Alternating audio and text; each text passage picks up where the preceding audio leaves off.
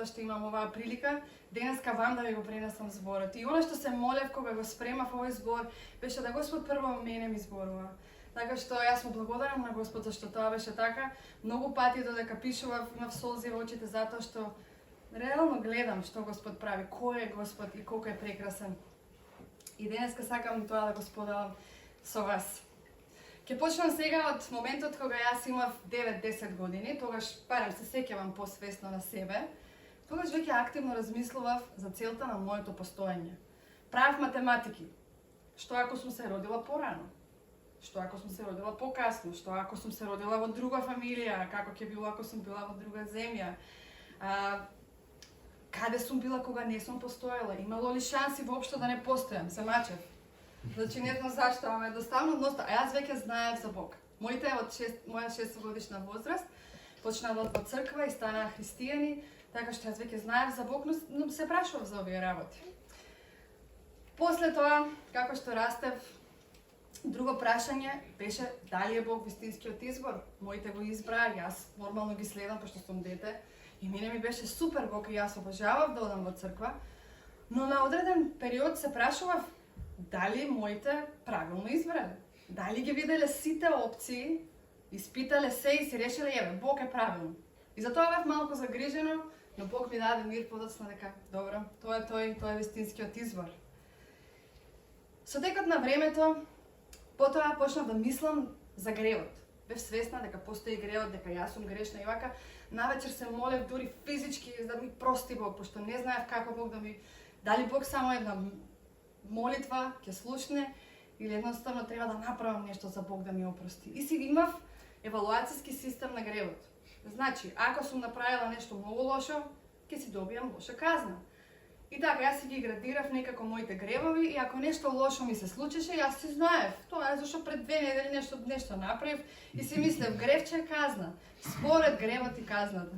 И така, некако се знаев за кој, ако ми е поголема казната, јас знам што сум направила.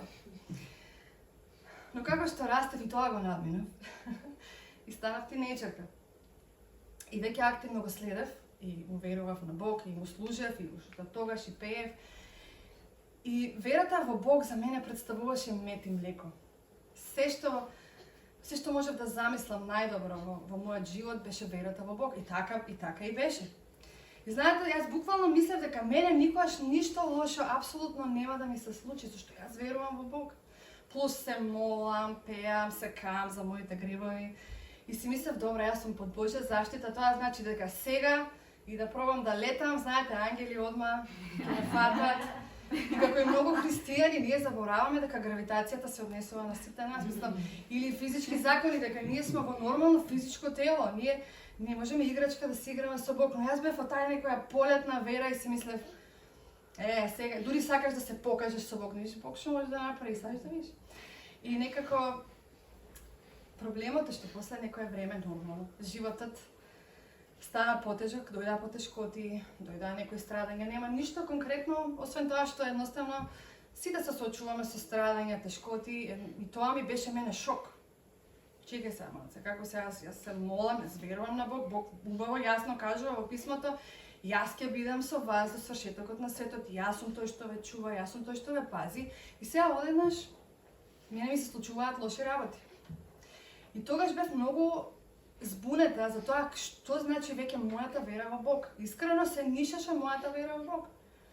Јас мислев дека доколку нешто лошо ми се случи, или јас нешто грешка верувам за Бог, или Бог нешто не е како што треба. И така бев убедена дека добро, јас ќе се молам, јас сепак ќе продолжам да се молам, но не знам што значи тоа. Што значи кога се молам, Боже заштити ме, па гледам дека тоа и баш не е така. Што значи кога се молам за некој кој страда? Најчесто многу пати Бог ништо не одговара на таа молитва, нема решение за тоа. Така што бев во таква една конфузија и не знам што да мислам за Бог. Сите ние се соочуваме со слични прашања. Прашањата како зошто Бог го дозволи ова? Зошто Бог не им помогне на сите? Каков е тој Бог кој не интервенира, а посебно во животите на христијаните, во одредени тешки ситуации? Тие се реалност и секојдневие. Има многу христијани што се прогонувани, многу христијани што веруваат во Бог, страдаат, имаат болни блиски кои што им умираат, се молат, но еве, пак се случуваат лоши работи. Значи, зошто Бог не одговара? Каков е тој Бог кој не одговара?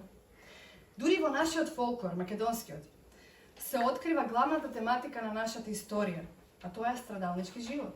Ако ја слушате Со маки сум се родила, Зајди, зајди, Дафино вино, Мефатие, сите тие работи и тоа има причина зошто такви се песните, зошто таков е фолклорот, зошто е таква нашата историја. Затоа што имало страдање. Тоа е факт. И јас мислам дека дури и ден денешен, иако ние веќе сме излезени од тоа робство, како држава, како нација, ние уште се вртиме во тој истиот очаен страдалнички круг и никако не излегуваме од тоа, бидејќи, еве, реалноста е дека околу нас има страдање, околу нас злото владее, дел е од нас, тоа никој не може да го порекне, тоа е реалност. Сите ќе кажеме, таа е реалност, кога збориме како е, добро е, што да правиме, ќе живееме. Едноставно, тука завршува се. Може би првиот разговор кој ќе го имате со некој за Бог ќе биде токму тоа.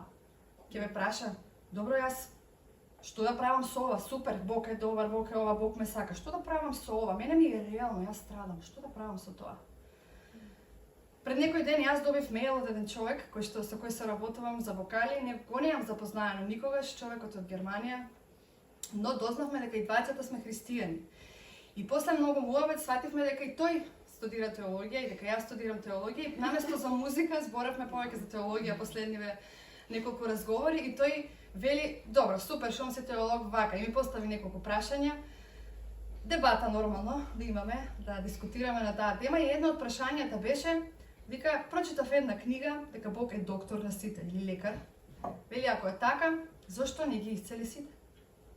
Знаеме дека болеста е реална. Каде е Бог? И зошто дозволува вакво страдање? Има еден концепт во атеизмот кој се вика заблудата за Бог. Роберт Присик го вели следново за таа заблуда. Вели, кога една личност страда од заблуда, тоа се нарекува безумие. Кога мнозина страдаат од заблуда, тоа се нарекува религија. И она што мене во последно време многу ме интересира е во ред. Атеистите си постојат, така, има многу, ние познаваме лично. Секој од нас веројатно се сретнал со таков човек и тие веруваат дека Бог не постои и дека Бог е наша креација на мозокот, затоа што луѓето се слабаци, им треба некоја надприродна заштита. Еве, тоа е во кратки црти нормално. Мене ме интересира во каков Бог не веруваат атеистите. И Ричард Докинс, кој е еден од најактуелните атеисти на денешницава, за Бог ќе каже, за христијаните всушност ќе каже вака: дали навистина ми кажувате дека единствената причина поради која се трудите да правите добро е да го придобиете Божјото признание и награда, или да одбегнете неговата осуда и казна? Во ова прашање тој веќе открива од прилика во каков Бог тој не верува. А како тој го опишува Бог, и ова извадок од книгата Вистина ли е од Ейми Оријуин, кој што ние и проучувавме со жените и беше преинтересно зашто баш се соочува со таквите прашања кои христијаните постојано ги имаат од луѓето кои што се од надвор. И сега ова што ќе го прочитам е многу тешко да се слушне. Тој не штеди на зборови, тој не е фин према Бог. Така што овој така го опишува Бог. Вели, тој е тесноград, неправеден, безмилосен манијак за контрола, одмаздолюбив, крвожеден, хомофобичен, расистички, геонициден, братоубиец, чедоморен, мегаломански, садомазохистички, каприциозен и злонамерен силеđija. Еве така Ричард Докинс го дефинира Бог. Богот кој не постои. Томаш Халик, кој е познат чешки католички свештеник, филозоф и теолог, а ние имавме честа да го запознаеме сега на летнава школа во Дубровник, тој вели вака, и парафразирам, вели, Богот во кој атеистите не веруваат, не е Богот во кој јас верувам. Во таквиот Бог ниту јас верувам и во тој случај им се приклучувам и јас сум атеист. Атеистите отфрлаат Бог во кој ние не веруваме. Јас сигурна сум дека за повеќето од вас, или ако не за сите, зборувам дека и ние не веруваме во таков Бог, како што е опишан од Ричард Докинс.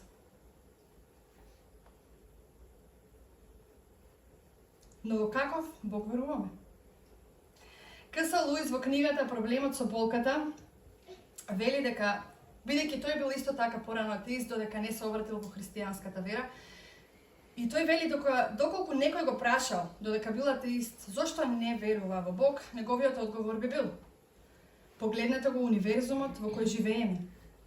Поголемиот дел од него е празен простор, целосно темен и незамисливо студен. Родени сме во болка, живееме во болка и умираме во болка. А вели, од сите созданија само едно има разум, а тоа е човекот. И тоа предизвикува само да си ја увиде собствената болка и собствената смрт, но при тоа да посакува да остане безсмртен. И К.С. Луис вели, но во сето тоа мене не ми текна да поставам едно многу очигледно прашање. Вели, ако толку е мизерен светот, ако универзумот е толку празен, црн, темен, тогаш како човекот се сети да креира еден Бог кој е добар? Од каде таа идеја на човекот? И вели, знам дека луѓето се налудничави, ама не се до толку. И тој вели, мора да има некоја друга основа за религија. Мора да има некаква друга основа за постоењето на некаков Бог за кој христијаните тврдат дека не само што постои, туку и тој Бог е добар Бог. Тој вели, бидејќи христијанството не е филозофски заклучок на универзумот. А зошто го споделувам сето ова денеска? Нашите криви, искривени слики за Бог, како што ги имаат атеистите, така и јас како што растев, сознавав нови работи, имав различни очекувања од Бог. Нашите криви, без разлика дали тие слики се создадени намерно или од наша чиста желба да го спознаеме Бог. Но тие предпоставки кои се базирани во страдањето, да кажеме, во светот, да веруваме во Бог кој ветува живот во изобилство би било илузија, би било лудост.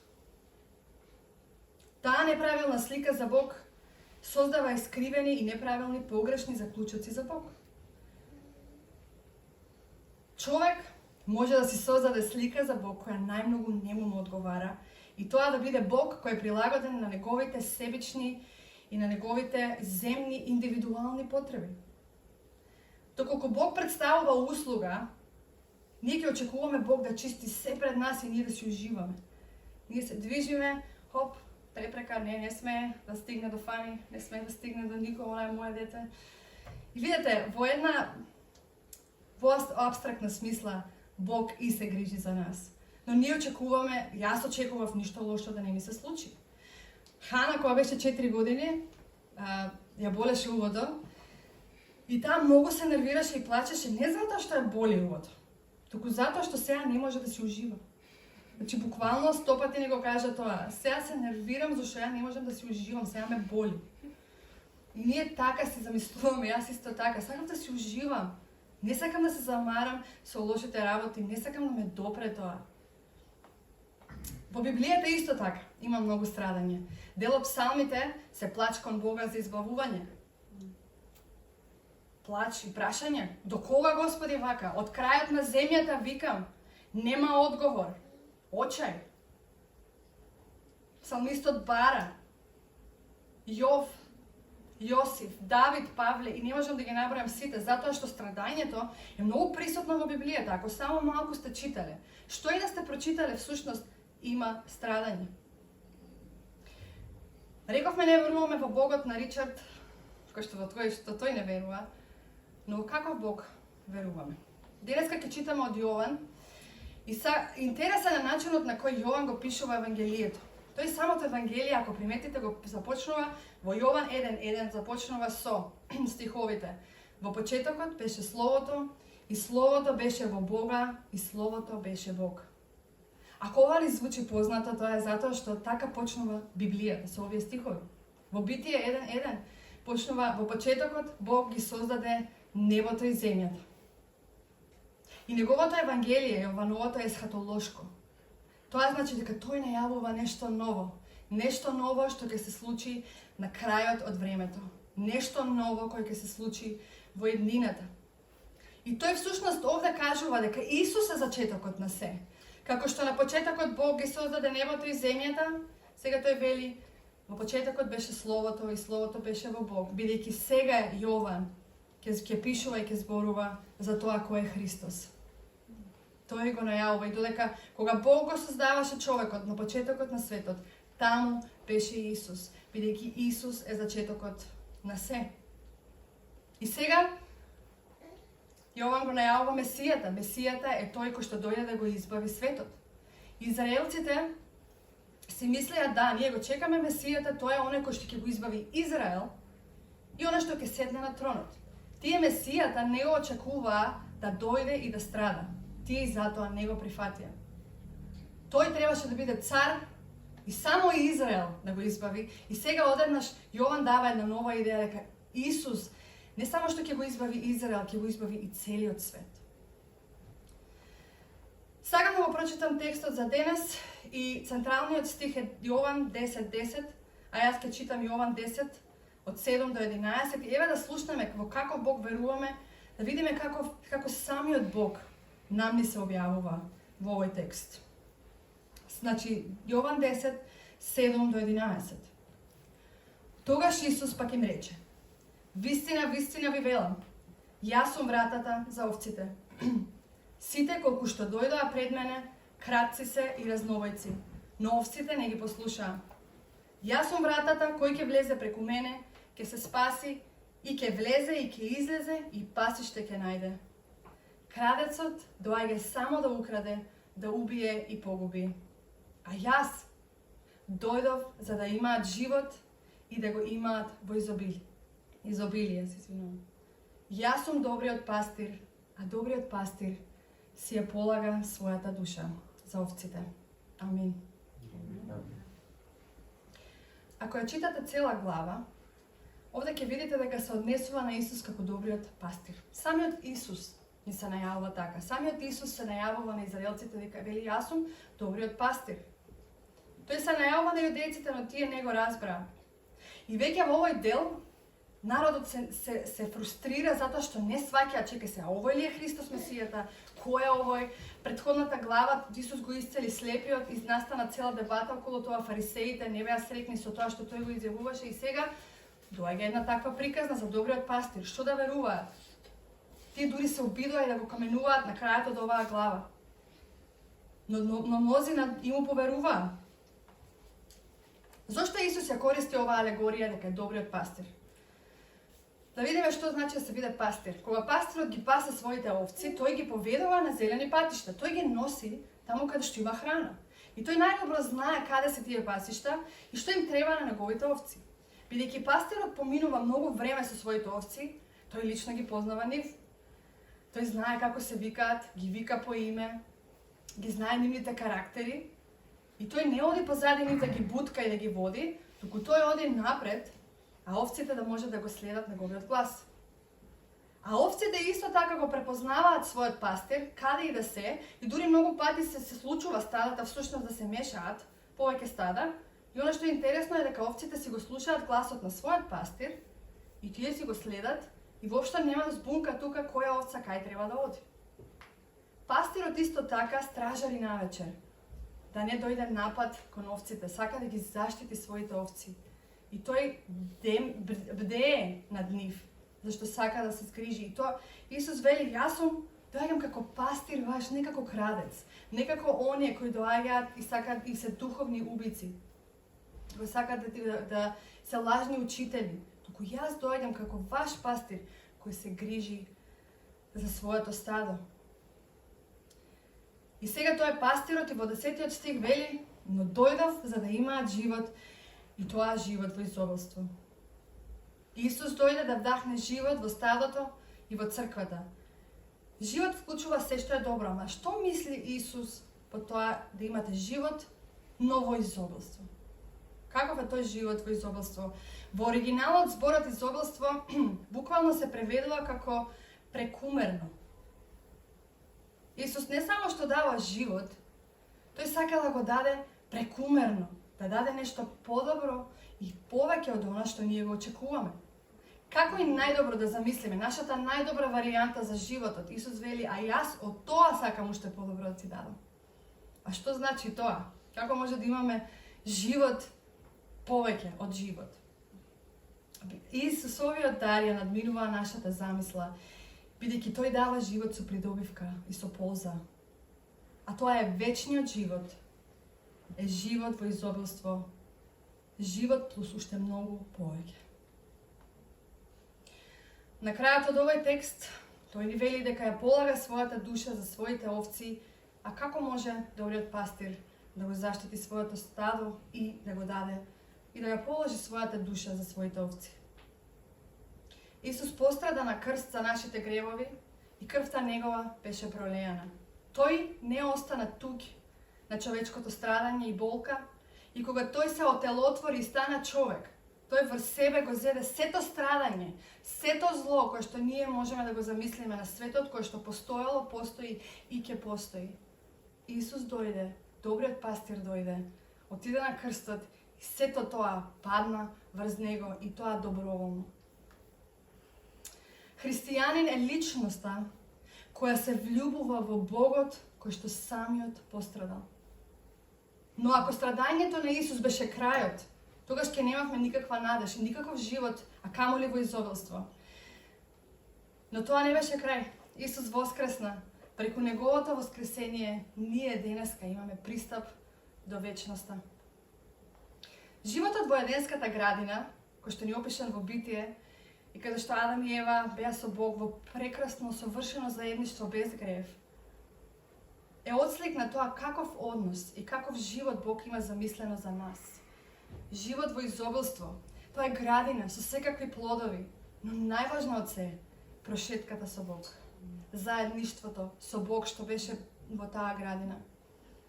Адам и Ева одлучија да не го послушаат Бог поради гревот нивен. Тоа заедништво беше прекинато и настана страдање и дојде смртта. Што значи вечниот живот? Ако тоа е преабстрактен поим, вечниот живот значи да се има личен однос со Бог. Личен од со Бог, прошетка со Бог, чекорење со Бог и сите придружни благослови. Вечниот живот е исчекувањето на Месијата, на тој ветениот Месија, неговото второ доаѓање. И само преку тој Месија ние можеме да го запознаеме Бог Таткото, како што ни е запишано во Јован 1:18. Со верата во Христос ние влегуваме во вечниот живот и тоа е дадено како дар на верните кој никој не може да го украде. Тоа Исус ни го дава како дар. И колку и да се труди било кој, ова никој не може да ни го грабне. Тоа ни е дадено. На некој начин, како вечноста да има провалено во времето. Ние не мора да умреме за да го живееме тој вечен живот, бидејќи тој живот почнува сега, во моментот, додека сме уште на оваа земја. И има еден теолошки концепт, на англиски се вика already but not yet. На македонски би го превела јас ова како веќе, но се уште не. Веќе, но се уште не. Таков е концептот на Царството Божие и на вечниот живот. Вечниот живот е присутен сега, во сегашноста, но е целосно реализиран во еднината која ќе го примиме тоа наследство. Едно од тие наследства е воскресението на телата и ветувањето за живот во изобилство. Живот исполнет со радост, сила и мир, кој никогаш нема да престане. Живот во изобилство. Зборевме за страдање. Одот со Бог не е лесно. Но тоа е постојан однос со Исус. Активно следбеништво на пастирот. Бидејќи како што споредивме со пастирот, пастирот знае каде не води. Пастирот знае каде има трева, каде има храна. Ако го следиме, ние ќе имаме дел од тој изобилен живот. А да се спознава Христос лично сега, е тој живот во изобилство. Да го следиме каде што тој ќе ни даде почивка. Тој знае дека нашите души се оптоварени и обременети, затоа тој вели дојдете кај мене и јас ќе ви дадам мир, јас ќе ви дадам одмор. Ништо друго на овој свет нема да го исполни тоа. Само единствено јас сум тој кој дарува вечен мир и живот. Нашиот живот мора да биде во чекор и во од со Бог, бидејќи тој пат води до вечноста. Надежта е во вечниот Бог, дека тој не води и на оваа земја додека страдаме, затоа што кога страдаме, ние не сме сами. Иако мислиме каде е Бог, зошто не интервенира, што прави Бог, спие ли, зафатен ли е. Нашиот проблем можеби нема е толку сериозен, можеби имам пострашни работи во светот. Што прави Бог? Бог е со нас и за време на тие страдања тој не штити и ни помага. И надежта е дека овие страдања еден ден ќе престанат.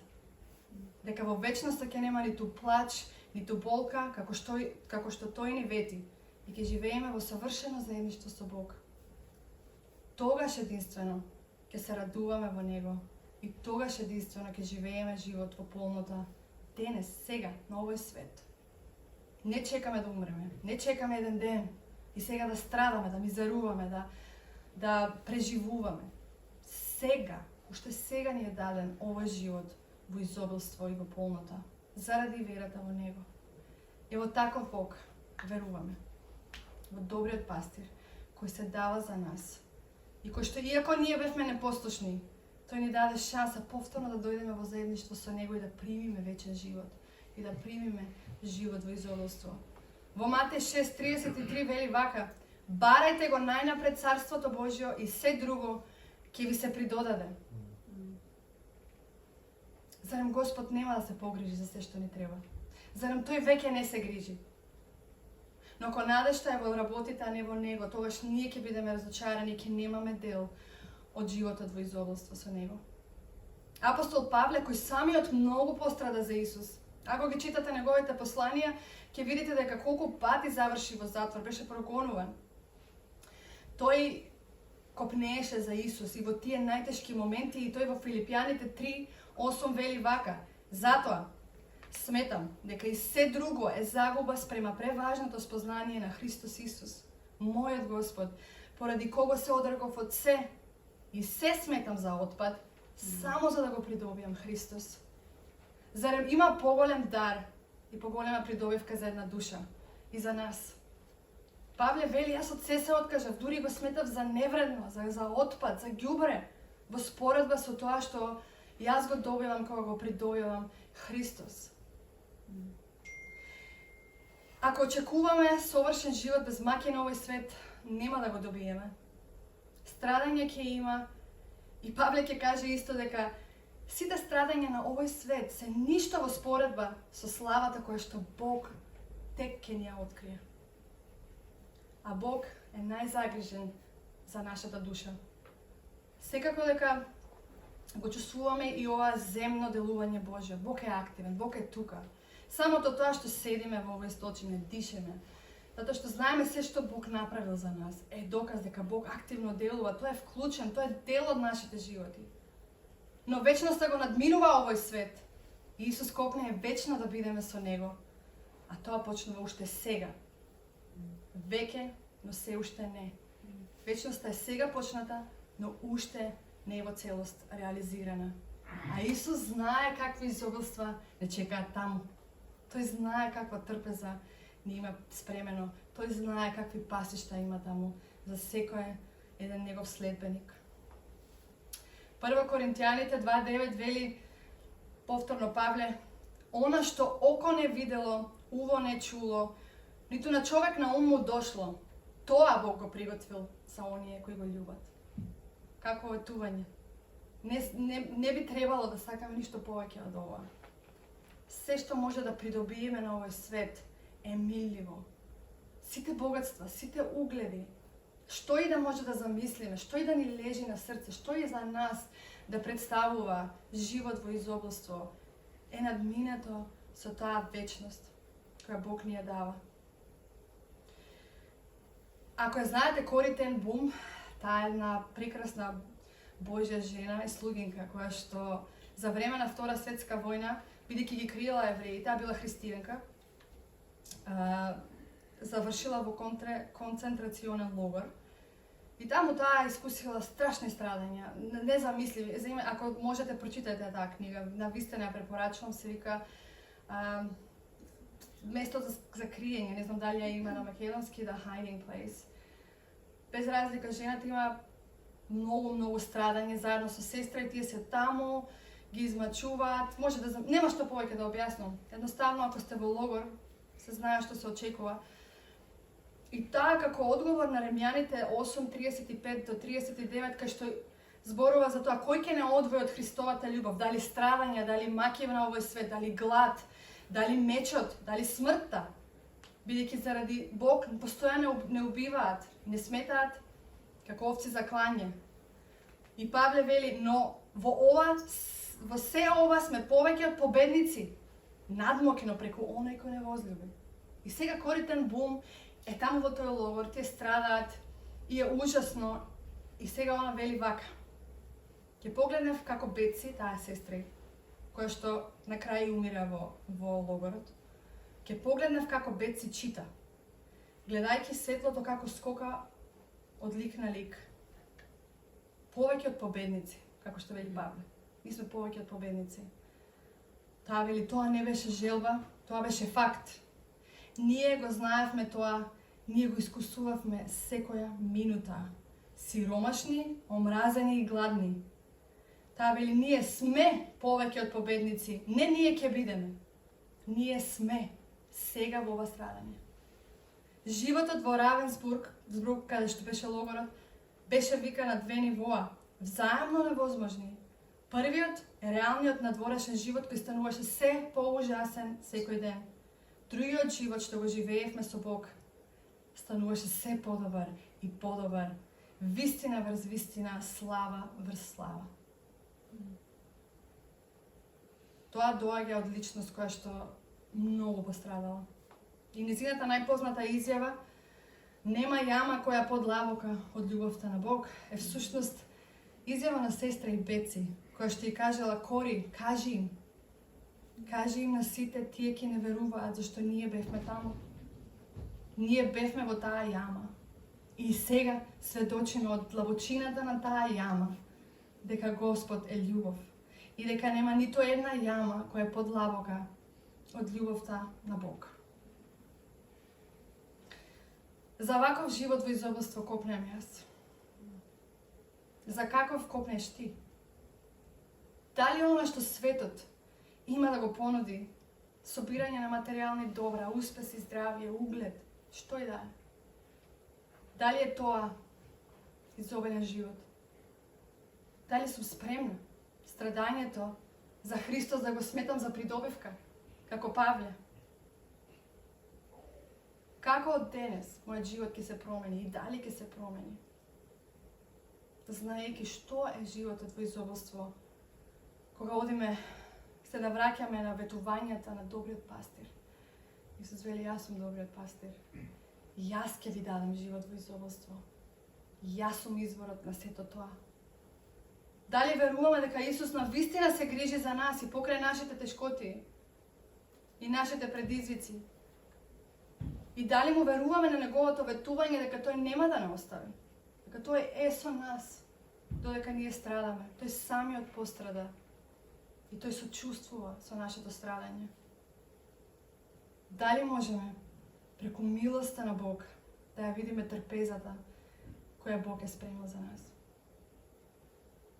За крај сакам да го прочитам овој многу добро познат прекрасен Псалм 23. Господ е пастир мој, ништо нема да ми недостасува. Тој ме одмара на зелени пасишта и ме води на тивки води.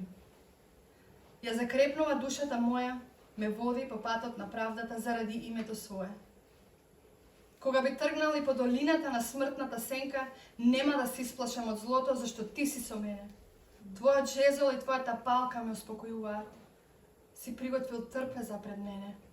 Пред очите на непријателите мои си ја помазал главата моја со миризливо масло и чашата моја се прелева. Само добрина и милост ќе ме придружуваат преку сите дни на мојот живот, а јас ќе престојувам во домот Господов за секогаш. Амин. Сега сакам за крај да споделам една песна со вас, која што токму за ова зборува, беше инспирирана, верувам, директно од Бог. Минатата година ја напишав за мојата пријателка Тина, за Визија Фест, но оваа песна беше инспирирана токму од ова присуството на Бог, како и јас го доживувам ова присуство изобилно на Господ. Што значи да се биде во ова совршено заедништво, како што спомнав, Еденската градина, каде што Бог и човекот имаа совршено заедништво на почетокот, таа песна всушност ја нареков Еден, бидејќи така го доживуваме Божјето изобилство. Тоа за мене представува изобилен живот и одот со Господ.